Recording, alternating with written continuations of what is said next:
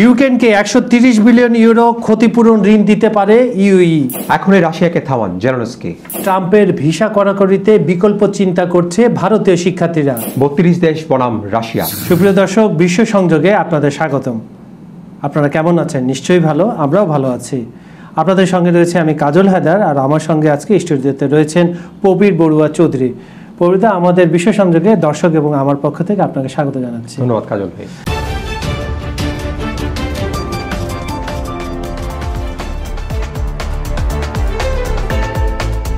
আমাদের এই বিশ্ব সংযোগ অনেক দর্শক দেখছেন, কমেন্ট করছেন। আসলে না দেখলে তো কমেন্ট করা যায় না। কিছু কিছু কমেন্টস আমি পড়ছি। মোহাম্মদ ইয়াসিন নামে আমাদের এক দর্শক লিখছেন, নতুন জাতিসংঘ করতে হবে চীনে, ইবলিশ শয়তান আমেরিকাকে বাদ দিয়ে। তার একটা প্রস্তাব আছে। হাসনা নামে আমাদের এক দর্শক লিখছেন, China will destroy India very soon. আর শহীদুল হক নামে আমাদের এক দর্শক লিখছেন, United Nation doesn't active for আমেরিকার ফল্ট, আমেরিকা উনি এভাবে শেষ করেছেন। আজকে আমি মূল অনুষ্ঠানে ফিরে যাই দর্শক। প্রবীরদা, যেটা হচ্ছে জাতিসংঘের 80তম অধিবেশনে সব দেশের নেতৃবৃন্দরা ভাষণ দিচ্ছেন। ওনাদের অনেক ধরনের অ্যাক্টিভিটি রয়েছে। আপনার গত পরশুদিন আমরা দেখেছি মার্কিন যুক্তরাষ্ট্রের প্রেসিডেন্ট ডোনাল্ড ট্রাম্প তার নির্ধারিত 15 মিনিট সময় ছাপিয়ে প্রায় 1 ঘন্টা ভাষণ, আমি বলবো না, এক প্রকার বিরক্তি প্রকাশ করেছেন এবং ঝেড়েছেন ইউনাইটেড নেশনকে। সব কিছুর জন্য উনি দায়ী করেছেন। উনি বলেছেন, ইউনাইটেড নেশনের হয়ে আমি কাজ করতেছি, যে কাজগুলো তাদের করার কথা আমি করেছি। এরই ধারাবাহিকতায় আপনার জেলেনস্কিও ভাষণ দিয়েছে। তো আমরা প্রথম যে সেগমেন্টে আলাপ করব, ইউক্রেন রাশিয়া যুদ্ধে তো অনেক ক্ষতি দুই পক্ষেরই হয়েছে। তা ক্ষতিপূরণ ঋণ হিসাবে ইউক্রেনকে 130 বিলিয়ন ইউরো পর্যন্ত ঋণ দিতে পারে ইউই, ইউরোপিয়ান ইউনিয়ন। এটা একটা কথাবার্তা চলছে, এটা আপনার ক্ষতিপূরণ ঋণ। এই সম্বন্ধে যদি আপনি একটু দর্শকদের বলতেন। যুদ্ধটা যেখানে থেমে যাওয়ার কথা ছিল, যুদ্ধটাকে আমরা আসলে যেখানে মনে করেছিলাম যে থেমে যাচ্ছে বা শান্তি চুক্তিতে, এখন আমার কাছে মনে হচ্ছে দুপক্ষই আসলে পাগল হয়ে গেছে।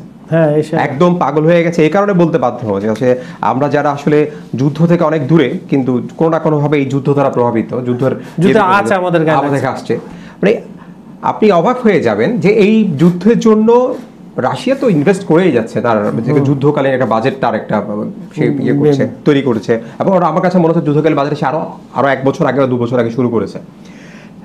অবাক করা বিষয় এই জায়গায় যে এই ইউক্রেনকে মানে যত ধরনের অস্ত্র সাপোর্ট দিচ্ছে, আর্থিক সাপোর্ট দিচ্ছে, এরপরও আমরা কিছুদিন আগে দেখেছি যে ইউএস একটা সাপোর্ট তাকে অস্ট্রেলিয়া একটা দিয়েছিল। ট্রাম্প প্রশাসন প্রথমবারের মতো ট্রাম্প ক্ষমতায় আসার এবার এই দফায় ক্ষমতায় আসার পরে, গতকালকে এই ঘোষণাটা আসার পর, ইউরোপিয়ানরা আসার পর আমার কাছে যেটা মনে হয়েছে, আসলে যুদ্ধটা থামানোর ইচ্ছা আসলে কারণে কোনো না কোনো ভাবে কোনো না কোনো পক্ষ এখানে একটা বেনিফিট হচ্ছে, যার কারণেই আপনি এই যুদ্ধটা চালিয়ে যাচ্ছেন। এবং সবচাইতে আপনি যদি একটু দেখেন, আপনি যদি নিউজ থেকে আমরা যদি ইন্টারন্যাশনাল মিডিয়াতে আমরা দেখি, আমার কাছে সবচাইতে যে জিনিসটা অবাক লেগেছে সেটা হচ্ছে এই যুদ্ধকালীন এই সময়টাতে তাদের দুপক্ষেরই কিছু বন্ধু থাকে, দুপক্ষেরই কিছু মানুষ আমরা দেখি, যখন দুজন ঝগড়া লাগে তখন কিন্তু কিছু আশপাশে কিছু লোক থাকে যারা কিছু জিনিস তাদেরকে উদ্যোগ নিতে হয় যে বাবা তোমরা থামো, তোমরা দেখছি আমরা বিষয়টা। সেটা না করে ইউরোপিয়ান এখন যে কাজটা করতে যাচ্ছে, যে এমন একটি লোন দিতে যাচ্ছে যেটার দায়ভার ইউরোপিয়ান ইউনিয়ন সহ মানে অন্যান্য দেশ, মিত্র দেশগুলো বহন করবে। মানে এটা খুব আশ্চর্যজনক বিষয়, এই কারণে যে আপনি আমাকে যুদ্ধে আরো উস্কে দিচ্ছেন। আমি যদি বলতাম শুধুমাত্র ওনাকে আপনি আপনার বাজেট দিচ্ছি, আপনার যে ক্ষতিপূরণ, আপনার যে দেশের অর্থনৈতিক অবস্থা দুরবস্থা সেটা কাটানোর জন্য, তাহলে আমার কোনো আপত্তি ছিল না। কিন্তু এখানে কিন্তু বাজেটটা দেওয়া হচ্ছে আপনাকে আপনার সাথে অস্ত্র ডেভেলপ করবেন, অস্ত্র পারচেজ করবেন, সেই জন্য আপনাকে বাজেটটা দেওয়া হচ্ছে। মানে আপনি কি এক ধরনের আমাকে যুদ্ধের দিকে আরো ঠেলে দিচ্ছেন ইউক্রেনকে। আমি আসলে বলবো এখানে এক ধরনের একটা মানে দাবার গুটি হিসেবে চাল দেওয়া হচ্ছে। এই জিনিসটা অবাক করা বিষয়, যেখানে আমি ওকে ঠিক আছে, আমি অবশ্যই ইউক্রেনের কে নিরাপত্তা প্রয়োজন ইউক্রেনের, কিন্তু এইভাবে কাউকে সাহায্য করা, তাকে আপনি আসলে কিন্তু তাকে যুদ্ধের দিকে আরো বেশি এনগেজ করে দেওয়া, যুদ্ধে সে তাকে বেশি ঠেলে দেওয়া, এটা আসলে আমার কাছে মনে হচ্ছে আপনি যতটা আমরা সাহায্য বলছি, এটা ঠিক সাহায্য না, যুদ্ধের জন্য প্রলুব্ধ করা হচ্ছে, তুমি আরো যুদ্ধ করো। জেলেনস্কি যেখানে ভাবছিল মাঝখানে কিন্তু সে নরম হয়েছিল এবং সে সরাসরি ট্রাম্পের সাথেও পুতিনের সাথেও বসতে চেয়েছিল। এখন সে এইসব যদি সে সহযোগিতা পায়, সে তো মানে আমার কাছে আরো একটা অবাক লাগছে, আপনি যেটা এটা হয়তো আপনার হয়তো আমরা আলোচনা আগেও এসছে, ট্রাম্পের সাথে তার পরশুদিনের বৈঠকটা, মানে আমার কাছে এই জিনিসটা আরো বেশি অবাক লেগেছে। ট্রাম্প কিন্তু একটা কথা বলে যে purono যখন যুদ্ধটা শুরু হয় তখনকার যে পুরনো তার যে ল্যান্ড ছিল সীমান্ত ছিল সীমানা ছিল সেটা পুনরুদ্ধারের জন্য এক ধরনের একটা এখনই সময় এখন এই জিনিসটা এটা ইভেন CNN থেকে শুরু করে ইন্টারন্যাশনাল আমেরিকান মিডিয়াদেরকেও আমরা দেখলাম যে অনেকটা আশ্চর্য হয়েছে এই কথাটাতে, কারণ যুদ্ধের এই স্টেজে যখন আমেরিকা বা ট্রাম্প দাবি করছিলেন যে ওরা একটা ডেভেলপমেন্টের দিকে নিয়ে যাচ্ছে, তখন এই ধরনের কথা বলা একটা মানে ওনারা এটাকে বুঝতে পারছেন এবং বলেছে এই কথাটা আসলে কতদিন টিকে থাকবে, কতদিন পর্যন্ত ট্রাম্প ওই জায়গাটাতে ধরে রাখবেন, সেটাও কিন্তু একটা চিন্তার বিষয়। ট্রাম্পের তো একটা বিষয় আছে, উনি চিকেন আউট হয়েছে, উনি পোল্ট্রি মারে কিছুক্ষণ পর। আপনি দেখেন উনি কি প্রসঙ্গে কথাটা বলেছেন, উনি বলেছেন যে রাশিয়ার ইকোনমি খুবই খারাপ, ওরা এখন কাগজে বা ইউক্রেনের এখনই সময় তা হারিয়ে যাওয়ার ল্যান্ডগুলা এখন হারিয়ে যাওয়ার ল্যান্ড আসলে এই মুহূর্তে সম্ভব না।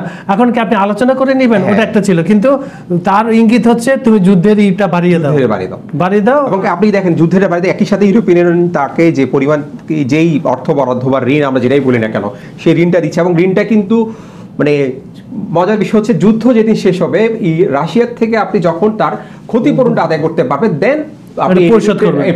মানে আশ্চর্যজনক একটা হিসাব। এই হিসাবটা আসলে কিভাবে মিলবে? পুতিন ক্ষমতায় থাকা অবস্থায়, রাশিয়া এই পজিশনে দাঁড়িয়ে থাকা অবস্থায় এই যুদ্ধ কবে শেষ হবে, কবে এই ক্ষতিপূরণ আদৌ পুতিন দেবেন কিনা, মানে আমার কথা হচ্ছে আমি আসলে ঠিক এই চুক্তিটাকে বা এই ঋণটাকে আমি আসলে ঠিক বুঝে উঠতে পারছি না আসলে ঋণটা মানে কি উদ্দেশ্যে দেওয়া হচ্ছে আসলে তাদেরকে। আমরা কিন্তু ইদানিংকালে এই কথাগুলো আসছে সক্ষমতা বৃদ্ধি এবং এই যে কথাগুলো আসছে, কেন জানি মনে হচ্ছে ইউরোপিয়ান দেশগুলো যে 32টা দেশের বা এরা যারা আছে সেইখানে কিন্তু ওরা আসলে আমার কাছে মনে হচ্ছে অস্ত্রের একটা বাণিজ্য বেচা কেনা বা সামথিং এটার মধ্যে এখানে আরো সামনে আমরা আরো কিছু দেখতে পাবো, আমরা দেখতে পাবো। আপনি ভালো করে জানেন যে 32টা দেশ, 30টা হচ্ছে ইউরোপের, দুইটা একটা কানাডা, একটা মার্কিন যুক্তরাষ্ট্র। ইউরোপের যে অস্ত্র উৎপাদন এটা কিন্তু মার্কিন যুক্তরাষ্ট্র থেকে, মার্কিন যুক্তরাষ্ট্রের 13 থেকে 14টা কোম্পানি আছে সারা বিশ্বের জন্য অস্ত্র বানায় এবং বোয়িং থেকে শুরু করে বিভিন্ন কোম্পানি রয়েছে বিভিন্ন ক্যাটাগরিতে। আপনি অস্ত্র বাণিজ্যের কথা বলছেন, অস্ত্রের উৎপাদনের কথা বলছেন, সেখানে সবচাইতে আমার কাছে ন্যাটোর যেখানে আপনার ইয়ারলি বাজেট যেটা 1.2 ট্রিলিয়ন ডলার সেখানে এবং তার 30 লক্ষ সৈন্য, 30 লক্ষ সৈন্য কিন্তু জানাতন কথা না। এই 30 লক্ষ সৈন্য এবং এই এত বড় বাজেটকে কিন্তু রাশিয়ার এবং পুতিন একাই থমকে দিয়েছে। এবং আপনি যে একটা বিষয় হচ্ছে তার এই যে মানে কিছুদিন আগে ন্যাটোর মহাসচিব নিউ ইয়র্ক টাইমসকে একটা সাক্ষাৎকার দিয়েছেন, খুব ভয়ানক একটা সাক্ষাৎকার। মানে ন্যাটো যে আসলে পুতিনকে বা রাশিয়াকে কি পরিমাণ ভয় পায় সেটা আসলে ওই সাক্ষাৎকার থেকে আমি বুঝতে পেরেছি। মানে উনি পরিষ্কার ভাষায় বলছে যে অস্ত্র পুরো এক বছরে 32টা দেশ 32টা দেশ উৎপাদন করে, সেখানে 3 মাসে এর চাইতে অনেক বেশি অধিক উৎপাদন করতে পারছে বা তৈরি করছে রাশিয়া। এটা কি পরিমাণ ভয়ানক একটা, এবং এই তথ্যটা আসলে আমরা অনেক আলোচনায় করছি রাশিয়ার থেকে দূরে থাকার বা রাশিয়ার থেকে আসলে কেন রাশিয়াকে ট্যাকেল করতে পারছে না, এটা কিন্তু একটা বড় একটা উদাহরণ। এই বিষয়টা কিন্তু তাদের মধ্যে একটা ভয় ঢুকিয়ে দিয়েছে, ভয়, রাতের ঘুম বলেন না যে রাতের ঘুম হারাম করে ফেলেছে। আর হারাম করেছে আপনারা এস্তোনিয়া বিমান পাঠিয়ে রোমানিয়া এবং পোল্যান্ডে এই জিনিস মানে একদম আপনি ন্যাটোর একটা বড় সমস্যা হচ্ছে কি, ন্যাটো যেমন আমরা একটা কথা বলছি, ন্যাটো যেমন একটা করে তার অনেক নিজস্ব কিন্তু দ্বন্দ্ব আছে, তুরস্ক কেন্দ্রিক এই বিভিন্ন কেন্দ্রিক 32টা দেশের মধ্যে কিন্তু অনেক ধরনের যেহেতু অনেকেই প্রতিবেশী এখানে অনেক ধরনের দ্বন্দ্ব আছে এবং তাদের আমলাতান্ত্রিক যোজনা কিন্তু মারাত্মক। তারা আমলাতান্ত্রিক যোজনার কারণে একটা সিদ্ধান্ত নিতে রাশিয়া এখন 2টা আক্রমণ করে চলে যাচ্ছে বা রাশিয়া একটা ডেভেলপমেন্ট করেছে। এটা রাশিয়ার ক্ষেত্রে সম্ভব হচ্ছে কারণ হচ্ছে রাশিয়া কিন্তু সম্পূর্ণই হচ্ছে একনায়কতন্ত্র, যত কথাই বলে না কেন পুতিন সিদ্ধান্ত নিতে সময় খেয়াল করেন, পুতিন শুরু পুতিন শেষ, ওখানে কোনো কথা নেই। এইটা কিন্তু নেটোতে এই জায়গাটায় এসে মানে তার তো মারাত্মক ধরনের আপনি খেয়াল করেছেন তার ডিপ্লোমেসি বর্তমান যে পর্যায়ে আছে, মানে এই যে আপনার চীনের সফরটাকে দেখে ঘুরে সব পুরোটাই দেখি, সেখানে কিন্তু মারাত্মক ধরনের একটা জায়গা তো করে নিয়েছে ডিপ্লোমেসির মধ্যে। এই সব ক্ষেত্রের মধ্যে আমি বলছি আমার কাছে যেটা মনে হচ্ছে সম্পূর্ণ কোণঠাসা করে রেখেছে 32টা দেশকে ন্যাটোকে।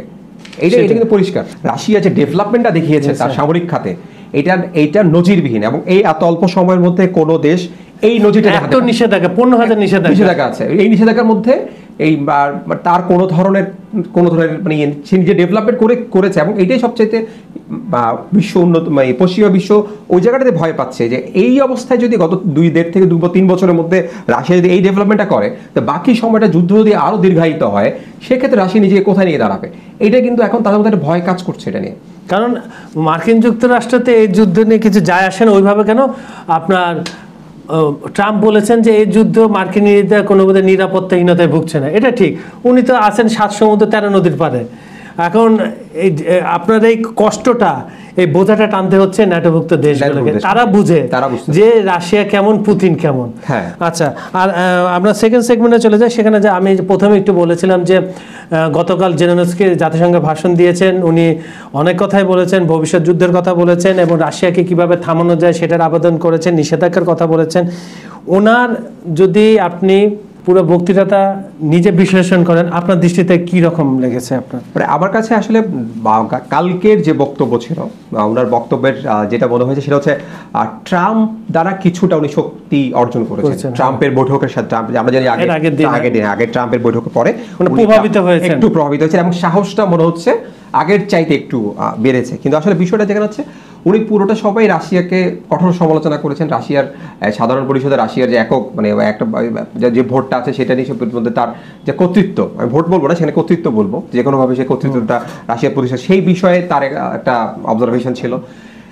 মূলত আমি তার বক্তব্য শুনে যেটা বুঝলাম সেটা হচ্ছে উনি বারবার বলছেন যে যুদ্ধটা মানে এখানে এখনই থামান, রাশিয়াকে আর মানে এগোতে দিয়ে না।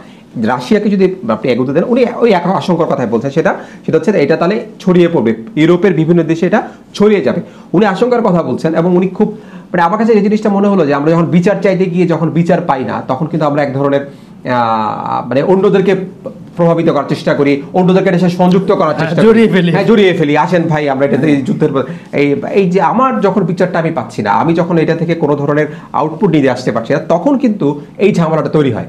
এখন একদম সম্পূর্ণ ভিন্ন বিষয়, কিন্তু ক্যারেক্টার একই, সেটা হচ্ছে ডোনাল্ড ট্রাম্প। দাদা, আমার মনে হয় যে ডোনাল্ড ট্রাম্পকে নিয়ে কয়েকটা এপিসোড করা যায়। ওনার যদি শুধু বিভিন্ন সময় বিভিন্ন বক্তব্য, আমরা যেটা বলি আসলে যে খবরের শিরোনাম থাকাটা আসলে খুব প্রাসঙ্গিক হয়েছে।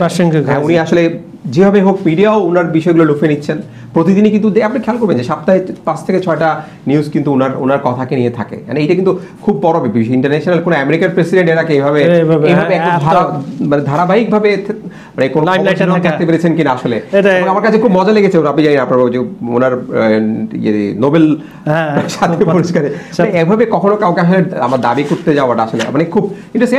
উনি বলেছেন যে আমি অনেকগুলো যুদ্ধ আমি বন্ধ করেছি, এই উনি কাজ করছেন, এটা একদম যে করছে না সেটা, বাট এটা কেন জানি কোথায় জানি হোঁচট খাচ্ছে, কোথায় জানি আটকে যাচ্ছে। কিন্তু ওনাকে চপেটাঘাত করেছেন কিন্তু ম্যাক্রো। আপনার উনি বলেছেন আপনি মধ্যপ্রাচ্যের ওই সমস্যাটা সমাধান করেন, আমরা নামটা নিলাম না, আপনি নোবেল পাবেন। চ্যালেঞ্জ ছুড়ে দিয়েছে। আর আমরা তো জানি যেটা বললাম যে ওনাকে নিয়ে আলাদা একটা এপিসোড করা যায়। আপনার মনে আছে যে আলাস্কা বৈঠকের পর জেলেনস্কিকে ট্রাম্প বলেছিল যে ইউক্রেন হচ্ছে রাশিয়া অনেক শক্তিশালী, রাশিয়া বৃহৎ একটি দেশ, তোমাকে ছাড় দিতে হবে, লাইন ছেড়ে দিতে হবে, যে ল্যান্ডগুলো তুমি অলরেডি হাতছাড়া হয়ে গেছে। তারপরে যে কতবার কত কথা উনি বলেছেন, লাস্টে গতকালকে এই সীমানায় ফিরে যেতে হবে ফেলতে পারবে। আবার এটাতে সে স্টে থাকতে পারবে কিনা এটা সন্দেহান। গতকালকে সিএনএন যেতে যাবে পড়ছিলাম, তখন কিন্তু একই কথা যে উনি আসলে কতদিন পর্যন্ত এটা আসলে টিকে থাকে। আচ্ছা, আমরা সেই ঘুরে ফিরে ট্রাম্পের কাছে আবার ফিরে যাই। আসলে তো ওনাকে ইগনোর করা অসম্ভব। উনি H1B ভিসা নামে নতুন একটা চালু করেছেন, ফিটা বাড়িয়ে দিয়েছেন। এখানে সবচেয়ে বড় আঘাত আসছে ভারতীয় শিক্ষার্থীদের। আমরা জানি প্রচুর পরিমাণ ভারত থেকে আইটি, গুগলে তারা করতেছে, অ্যামাজনে তারা করতেছে, চাকরি করতেছে, IBM এ করতেছে।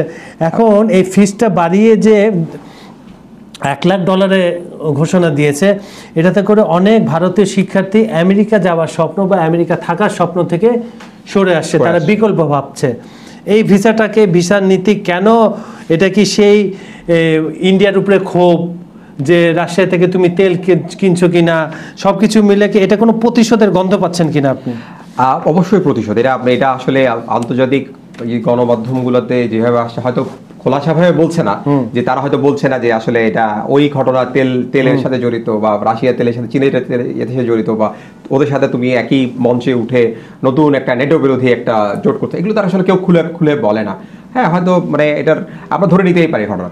কিন্তু এখানে খুব ইন্টারেস্টিং বিষয় আপনি হয়তো জানবেন, সেটা হচ্ছে আমরা কিন্তু ভারতীয় স্টুডেন্টদের ক্ষেত্রে ভিসা দেওয়ার ক্ষেত্রে কিন্তু বিশ্বে যতগুলো দেশে আসুক, ভারত যদিও আমাদের পার্শ্ববর্তী দেশ, বা মানে এক ধরনের ভারত এখনো পশ্চিমাদের মতো স্বয়ংসম্পূর্ণ হয়ে ওঠেনি সব দিক থেকে, কিন্তু ভারতীয়দেরকে ভিসা দেওয়ার ক্ষেত্রে, বিশেষ করে স্টুডেন্ট ভিসা দেওয়ার ক্ষেত্রে কিন্তু ওরা কিন্তু সবসময় অগ্রাধিকার দেয়। অবশ্যই আপনি জানেন যে কানাডা এবং আমেরিকার ক্ষেত্রে কিন্তু এতদিন পর্যন্ত ভারতীয়রা একটা মানে অগ্রাধিকার ভিত্তিতে পেয়েছে এবং কানাডা কিন্তু এখনো রেখেছে। এবং আপনি কানাডার আমি যে যতটুকু জানি যে মানে আমাদের এই দেশগুলোর ক্ষেত্রে যে আমরা যে পরিমাণ সিস্টেমগুলো বা যে ধরনের শর্তগুলো পূরণ করতে হয় সেক্ষেত্রে কিন্তু ভারতীয় দেশে অনেক ছাড় পায়।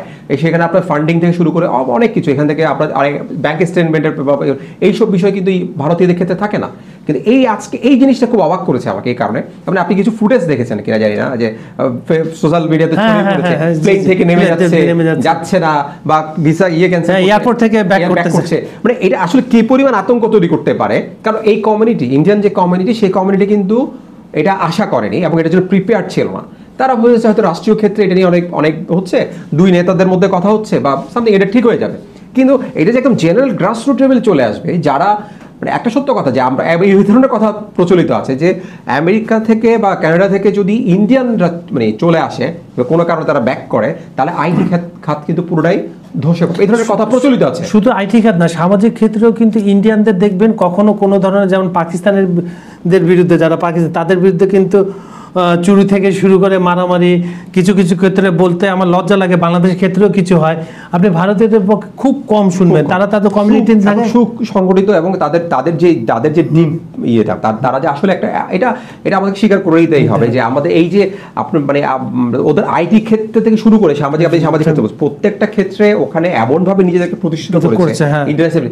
এটা আসলে ট্রাম্প হিসাব করেছেন কিনা আমি জানি না, ট্রাম্পের আসলে পলিসিটা কি সেক্ষেত্রে আমি বলতে পারি না, বা তারা আমেরিকান প্রশাসন কি ভাবছে, কিন্তু তারা কিন্তু আসলে ওখানে, এটা সত্য কথা, এটা আমরা বিভিন্ন সময় দেখি মানে আইটির ক্ষেত্রে যে বড় বড় কোম্পানিগুলোর সিইও কিন্তু ভারতীয়। আপনি বড় বড় মাল্টিনেশনাল কোম্পানির সিইও ভারতীয় বা মালিক ভারতীয়, ওদের ইনভেস্টমেন্টটা সেই পর্যায়ে। তো এই ক্ষেত্রে আসলে মানে একটা, যদি হয়তো আপনি 1 বছর 2 বছরের মধ্যে এটা ফলাফল পাবেন না, কিন্তু দীর্ঘমেয়াদী যে আপনার প্রভাব, সেটা কিন্তু ফলাফল থাকবে।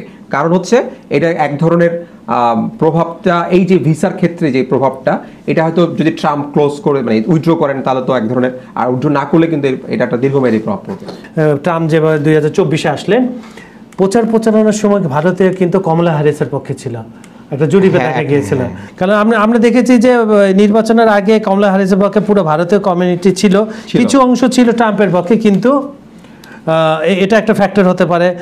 আর একত্রিত থাকা ভারতীয়দের, শুধু কানাডায় একটা শিখ সম্প্রদায়ের একটা কিলিংকিন একটু ঝামেলা হয়েছিল, ওটা নিয়ে কানাডার সাথে ভারতের অনেক, ওটা এখন কানাডা কিন্তু একটা জিনিস আপনি খেয়াল করবেন, আপনি কানাডার ওই পথে কিন্তু কানাডা কিন্তু খুব শক্ত অবস্থান নেয়নি, একটা চেষ্টা করেছিল ওই পথে যায়নি। কারণ কানাডা আসলে ওই যে বেসটা জানে যে ওখানে যে ইন্ডিয়ানদের একটা বিশাল বলয় আছে, সেই বলয় আসলে উনি আঘাত করতে চান, যেটা ট্রাম্প করে বসলেন। হ্যাঁ, এবার এই কোন বিকল্প যেহেতু ভারতীয়রা খুঁজছে, এখন বিকল্পের মধ্যে কানাডা, যুক্তরাজ্য, জার্মানি, অস্ট্রেলিয়া, আয়ারল্যান্ড এবং নিউজিল্যান্ডের দিকে তারা ঝুঁকছে।